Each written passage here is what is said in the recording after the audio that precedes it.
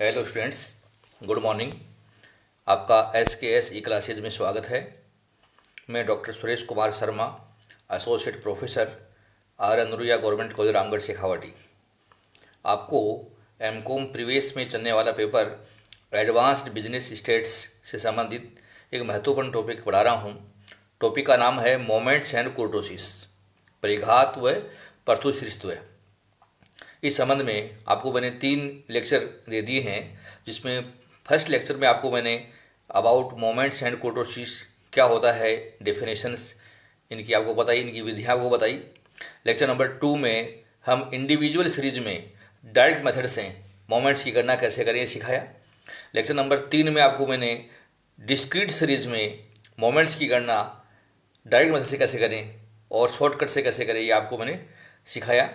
आज हमारा जो लेक्चर है वो कंटिन्यूस सीरीज के लिए है, और ख़ास करके एक ऐसा मेथड जो कंटिन्यूस सीरीज में हमें उस समय यूज करना है जब हमारी कंटिन्यूस सीरीज में सभी वर्ग अंतराल समान हो।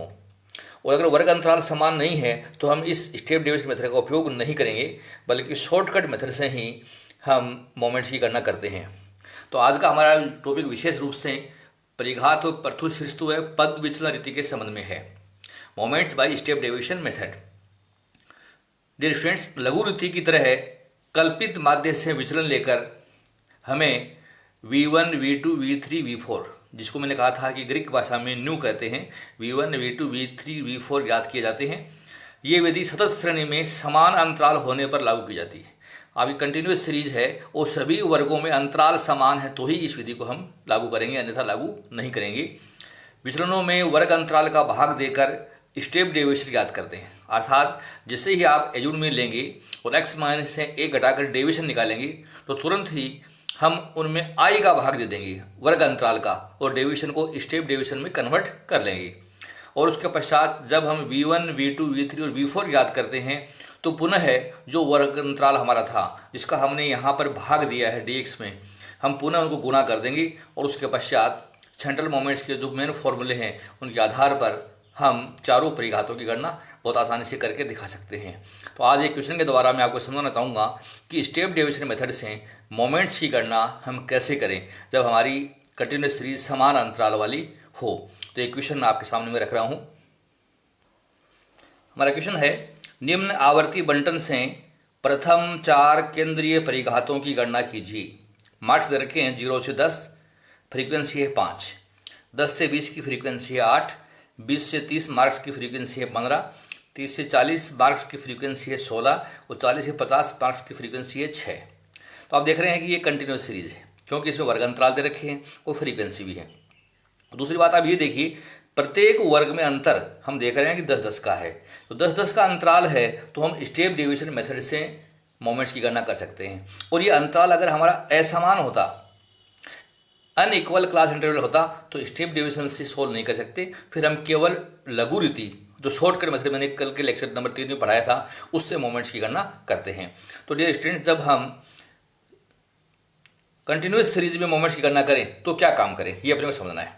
तो पहली बात तो आपको साइज उतारनी है, क्वेश्चन में फ्रीक्वेंसी उतारनी है, फिर हमें इनकी मिड वैल्यू निकालनी पड़ेगी, प्रत्येक की मिड वैल्यू निकालनी है।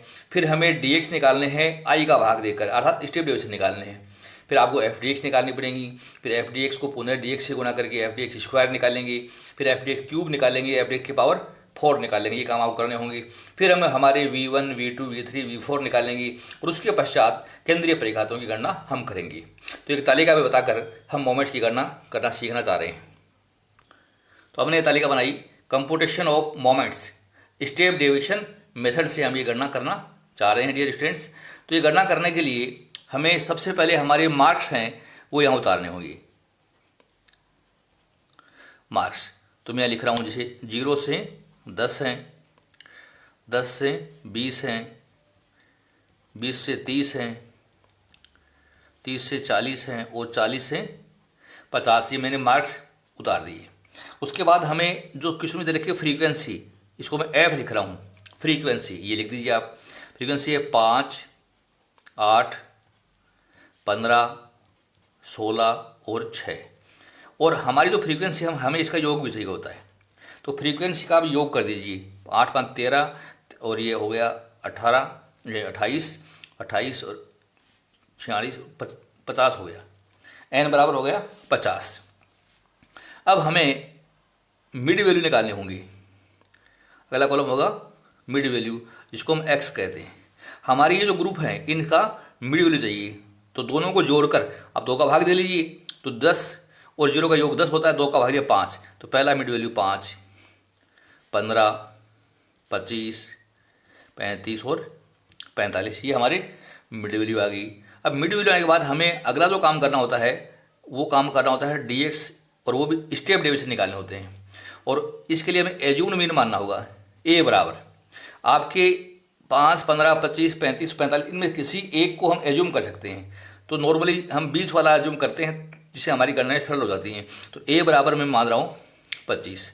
अब हमें ये dx निकालने हैं, तो मैं बता दूं आपको कि ये dx निकालने के लिए क्या काम करना है आपको, और ये भी हमें जो है स्टेप डेविएशन निकालने हैं। तो इसका फॉर्मूला ये होता है कि x minus A divide by I, dx निकालने के लिए तो x में से a घटाइए और i का भाग देना है अपने को। तो ये काम आपको कर लेना है। तो देखिए ये 5 है और ये 25 है, तो 5 में गया 25, तो माइनस के 20, और माइनस के 20 में 10 का भाग दिया, तो पहला dx हमारा आता है माइनस का 2 आता है। 15 में से गया 25, तो माइनस के 10, माइनस 10 में हम 10 का भाग दिया, तो माइनस का 1, ये 0, फिर ये 1 और ये 2, ये हमारे dx बन गए स्टेप डेविएशन। अब अगला कॉलम हमें बनाना है f dx का। तो इस dx वाले कॉलम को आप f वाले कॉलम से गुणा कर दीजिए।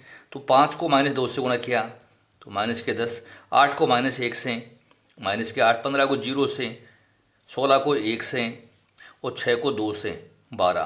देखिए हमारी संख्या बन गई माइनस के 10, फिर माइनस के 8, फिर 0 और 16 और 12। आप इनका योग कर दीजिए, ये योग कहलाता है सिग्मा f dx, और ये योग आया हमारा 10 हो गया। देखिए 18 और ये था 28, तो ये प्लस का 10 योग आ गया है f dx का। अब हमें चाहिए f dx का स्क्वायर। तो f dx वाले कॉलम को पुनः dx से गुणा कर दीजिए आप, तो स्क्वायर बन जाएंगी। तो माइनस के 10 को माइनस के 2 से, तो ये हो गया 20, 8 को 1 से 8, 0, 16 को 1 से, 12 को 2 से, तो ये हो गया 24। तो वैल्यू हमारी आ गई 20, 8, 0, 16 और 24। इनका योग कर दीजिए, योग कहलाएगा सिग्मा f dx का स्क्वायर, और ये जो योग हमारा ये आया 68। तो ये योग मैंने आपके सामने रख दिया। अब हमें चाहिए f dx का पावर 3। तो f dx जो स्क्वायर ज्ञात किया है उसको पुनः dx से गुणा करना है। याद रखना, इससे नहीं करना है, f dx स्क्वायर को dx से गुणा करना है। तो ये कॉलम इससे, तो 20 को -2 से, माइनस के 40, 8 को -1 से, माइनस के 8, 0 को 0 से 0, 16 को 1 से 16, 24 को 2 से 48। तो संख्या इस प्रकार से होगी माइनस के 40, माइनस के 8, 0, 16 और 48। योग कर दीजिए इसका, सिग्मा f dx की पावर 3 योग किया तो 48 माइनस की है, 48 प्लस की कट गई और हमारा योग बच गया 16। फिर हमें कॉलम चाहिए f dx की पावर 4। तो f dx पावर 3 को आप dx से गुणा कर दीजिए। तो माइनस के 40 को माइनस के 2 से, तो ये प्लस का 80 हो गया। माइनस के 8 को माइनस के 1 से, तो ये प्लस के 8 हो गई। 0 को 0 से, तो 0 हो गया। 16 को 1 से, 16, 48 को 2 से, तो ये 96 हो गया। संख्या बन गई हमारी 80, 8, 0, 16 और 96। योग कर दीजिए, योग को कहेंगे हम सिग्मा f dx की पावर 4, और हमारा योग आया डायरेक्शन 200। तो ये गणनाएं हमने कर ली। अब ये काम करने के बाद हमें क्या काम करना है, हमें न्यू निकालने हैं, v1 निकालना है। v1 का फॉर्मूला है सिग्मा f dx बटे n और इंटू आई। तो वैल्यू पुट करते हैं इसमें हम। तो सिग्मा f dx हमने ज्ञात किया है वो है 10, n है 50 और i हमारे क्वेश्चन में हमने ज्ञात किया था वो 10। तो ये हो गया 10 गुना 10, 100, 100 में 50 का भाग दिया, तो ये हमारी संख्या 2 आ गई। v1 equal to 2। अब हमें निकालना है v2, sigma f dx square upon n। अब यहाँ i का स्क्वायर करेंगे, याद रखना यहाँ i से, अब दूसरे v2 में i स्क्वायर से गुणा करना है, ये आपको विशेष रूप से याद रखना है। तो मैं वैल्यू पुट कर रहा हूँ, sigma F D x square हमारे क्वेश्चन में 68 है,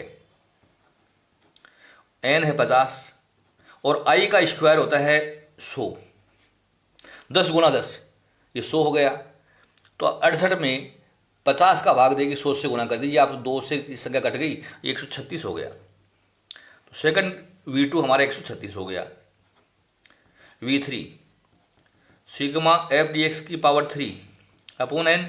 अब यहाँ इंटू आई का क्यूब करना है, आई की पावर 3 लगानी है, ये विशेष रूप से रखना। ये गलती कर देंगे तो हमारे मोमेंट्स गलत हो जाएंगी। तो सिग्मा एफ डी एक्स की पावर 3 हम निकालिए, 16 निकालिए, 16/50 और आई का क्यूब करेंगे तो 10 गुना 10 गुना 10, तो ये 1000 हो गया। 10 गुना 10 गुना 10 तो 16/50 गुना 1000। इसको आप सोल्व कर दीजिए। तो सोल्व किया मैंने, तो यह संख्या आती है हमारी 320। V4 sigma F D x की पावर 4 अपॉन एन इंटू आई का पावर 4 करना है यहाँ पर। तो अब वैल्यू पुट करिए। जब हम ये वैल्यू पुट करें तो हमारी संख्या है ये 200 है क्वेश्चन में। 200 में भाग दिया आई का, सॉरी एन का, एन हमारा 50 है, 200/50 और इंटू आई का पावर 4 करना है, 10 गुना 10 गुना 10 गुना 10। तो ये संख्या हमारी हो गई 10,000 हो गई। इसको सोल्व कर दीजिए। 200/50 ये 4 से कट गया और 10,000 में आप 4 का भाग दे दीजिए। सॉरी ये 4 से कट गया, 4 से गुना हो जाएगा, तो हमारी संख्या होगी 40,000। तो ये हमने चारों V1 V2 V3 V4 निकाली। अब हम आते हैं मेन हमारे सेंट्रल मोमेंट्स के सूत्रों पर। मोमेंट फर्स्ट फॉलो होता है V1 माइनस V1। V1 में से आपको V1 घटाना है। तो V1 अभी हमने याद किया था, वो था 2 में से गए 2 बराबर 0। ट्यूशन पहला मोमेंट हमारा सदैव ही 0 होता है, ये आपको ध्यान रखना है। मोमेंट 2 V2 माइनस V1 का स्क्वायर। आपको V2 में से V1 का स्क्वायर घटाना है। तो V2 हमने याद किया वो 136 है और V1 हमने याद कर रखा है 2, तो 2 का स्क्वायर, 136 में से 2 का स्क्वायर घटा दो, 2 का स्क्वायर होता है 4, तो ये बच गया 132। ये हमारा मोमेंट सेकंड हो चुका है। मोमेंट 3 का हमारा फॉर्मूला है V3 minus 3V2 V1 plus 2V1 का पावर 3। ये सूत्र आपने पढ़ा था, मैं इसमें रिपोर्ट कर रहा हूँ। V3 हमारे क्वेश्चन में हमने याद किया हुआ 320 माइनस 3 गुना 136 गुना 2 प्लस 2 गुना V1 है 2 और 2 की पावर 3। ये हमें हल करना है। तो जब ये हल करें हम तो हमारी संख्या ही आ गई 320 तो रहेगा माइनस आपको 3 गुना 136 गुना 2 ये गुना कर लीजिए, तो ये 816 हो गया। प्लस का चिन्ह है, 2 गुना और 2 की पावर 3 कर लीजिए, तो ये हो गया 2 की 2 4 8 और ये 16 हो गई संख्या 16। इसको सोल्व कर दिया हमने। तो सोल्व करने पर हमारी जो संख्या बन रही है वो हो गई, माइनस में आ रही है 480। ये भी हमने काम कर लिया। अब हमारा फॉर्मूला है मोमेंट 4 का। मोमेंट 4 का फॉर्मूला है V4 minus 4V3 V1 plus 6V2 V1 का स्क्वायर माइनस 3V1 की पावर 4। ये फॉर्मूला है। तो देखिए हम धीरे धीरे हम इसमें वैल्यू पुट करते हैं। V4 है 40,000 माइनस आप कोष्टक लगा लिया करो इसे, 4 गुना V3 है 320, V1 है 2, ऐसे कोष्टक बंद कर दो इसको, प्लस 6 गुना V2 है 136 और V1 है 2 और 2 की पावर 2, कोष्टक बंद कर दीजिए, माइनस कोष्टक में 3 गुना 2 की पावर 4। तो ये मैंने वैल्यू जिसमें रख दी है। अब हम इसको सोल्व कर लेते हैं। तो ये है 40,000, ये संख्या से माइनस है तो ये माइनस ही रहेंगी, 4 गुना 320 और गुना 2, ये हमने सोल्व किया तो ये हो गया 640 गुना 4 2560। ये प्लस का है तो 6 गुना 136 और गुना 2 की पावर 2, तो ये आया 3264 हो गया। देखिए 3264 और ये देखिए 2 की पावर 4, 2 4 8 16 और 16 गुना 3 48। ये माइनस का है तो ये 48 माइनस का।